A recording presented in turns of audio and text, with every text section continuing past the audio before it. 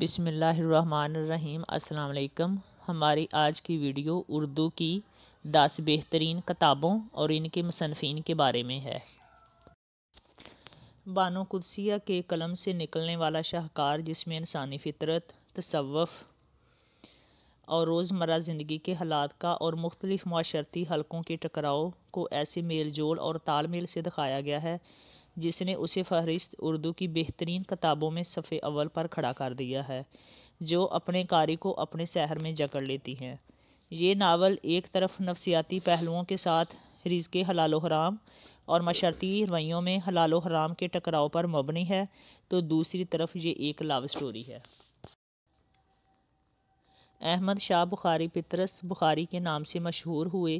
انہوں نے 11 مضامین لکھے جو ان کے لیے وجہ شہرت مان گئی۔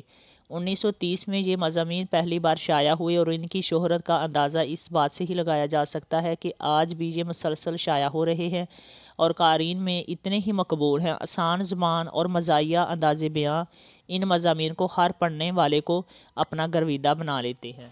بنیادی طور پر ایک مزاح نگار کی حیثیت سے شہرت رکھنے والے شفیق الرحمن کی نو قلم سے جھڑنے والے شگوفے، جن کا شگفتہ انداز بیاں، دلچسپ سازشوں کے قصے اور کرداروں کا منفرد پن پڑھنے والوں کو اپنے سحر میں جکڑ لیتا ہے۔ ان کی کتاب حماقتیں اور اس کے بعد شائع ہونے والا دوسرا حصہ مزید حماقتیں پڑھنے سے تعلق رکھتی ہے۔ کرنل محمد خان کی ملٹری اکیڈمی اور دوسری جنگ عظیم کے دوران حالات جنگ میں گزارے ہوئے حالات کی آپ بیتی، جس میں انہوں نے حالات و واقعات کو اتنے دلچسپ پیراۓ میں بیان کیا ہے کہ اس میں اور ایک بہترین ناول میں فرق ممکن نہیں رہتا ہے۔ اس کتاب کی وجہ سے کرنل محمد خان کا شمار اردو ادب کے بہترین مزاح نگاروں میں ہونے لگا۔ اردو کی بہترین کتابیں منتخب کرتے ہوئے اگر اس کتاب کا ذکر نہ کیا جاتا تو یہ فہرست ادھوری رہتی۔ چلتے ہو تو چین کو چلیے ابن انشا کا چین کا سفر نامہ ہے، جس میں انہوں نے اپنے چین کے سفر کو نہایت دلچسپ انداز میں بیان کیا ہے۔ نہ صرف اپنے سفر کی داستان بیان کی ہے بلکہ ساتھ ہی ساتھ چین کی قدیم اور جدید تہذیب کو بھی بہت مؤثر انداز میں بیان کیا گیا ہے۔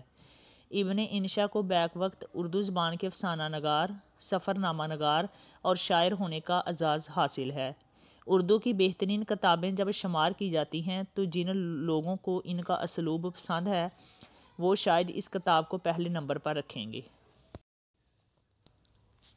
ہندوستان پر برطانوی استعماری دور کے حالات و واقعات کو ناول کی شکل میں ترتیب دینے والا عبداللہ حسین کا یہ ناول اردو ادب کے بہترین ناولز میں شامل ہے، جو اپنے بہترین اسلوب اور طرز تحریر اور تقسیم ہند کے وقت پیش آنے والے فسادات کے حالات و واقعات کو درست ترتیب سے قارئین تک پہنچانے اور سب سے زیادہ پسندیدہ قرار دیے جانے کی وجہ سے صدارتی ایوارڈ حاصل کر چکا ہے۔ یہی وجہ ہے کہ جب اردو کی بہترین کتابیں منتخب کی جا رہی تھیں تو اس کتاب کو نظر انداز کرنا نہایت مشکل ہو گیا۔ اردو ادب میں مزاح کو جو رنگ مشتاق احمد یوسفی نے دیا ہے وہ انہی کا خاصہ ہے۔ ان کی مزاح نگاری اتنی مقبول ہوئی کہ ان کی کتابوں کے اکثر فقرے مزاحیہ ادب میں ضرب المثل بن گئے، جنہیں آج بھی اکثر لوگ اپنے سوشل میڈیا اکاؤنٹس پر شیئر کرتے نظر آتے ہیں۔ آب غم مشتاق احمد یوسفی کی سب سے مشہور تصنیف ہے۔ پیار کا پہلا شہر مستنصر حسین تارڑ کا فرانس کا سفر نامہ ہے، جس میں نہ صرف قاری پورے پیرس کی بہترین سیر سے لطف اندوز ہوتا ہے بلکہ ساتھ ہی ساتھ پاسکل نامی لڑکی اور سنان نامی لڑکی کے محبت کی بہترین داستان بھی پڑھنے کو ملتی ہے۔ اپنے منفرد انداز میں مستنصر حسین تارڑ نے اس سفر نامے کو اس طرح ترتیب دیا ہے کہ اس پر ایک بہت اعلیٰ رومانوی داستان کا گماں ہوتا ہے۔ اپنے دور میں مقبولیت کے تمام ریکارڈ توڑنے والی یہ کتاب ایک عرصہ تک سب سے زیادہ فروخت ہونے والی کتاب کا ریکارڈ بھی رکھتی ہے۔ یہی وجہ ہے کہ اردو کی بہترین کتابیں منتخب کرتے ہوئے اس سے شامل کرنے پر زور دیا گیا۔ قدرت اللہ شہاب نے اپنی سوانح نگاری شہاب نامہ کے نام سے لکھی، جس میں انہوں نے اپنی زندگی کے حالات و واقعات کو افسانہ نگاری کا طرز تحریر اپناتے ہوئے ترتیب دیا۔ ان کی خود نوشت جہاں سیاسی و سماجی رویوں اور ایوان اقتدار میں ہونے والے واقعات پر مبنی ہے، وہیں پر ان کی ذات سے جڑے بہت سارے پر اسرار واقعات کا مجموعہ بھی اسی خود نوشت میں ملتا ہے۔ اردو ادب میں سعادت حسن منٹو کا نام کسی تعارف کا محتاج نہیں۔ انہوں نے افسانہ نگاری کے فن کے ساتھ ساتھ طنز کو اس بہترین طریقہ سے ملایا ہے کہ ان کے افسانے اپنے معاصرین سے بالکل الگ جداگانہ حیثیت رکھتے ہیں۔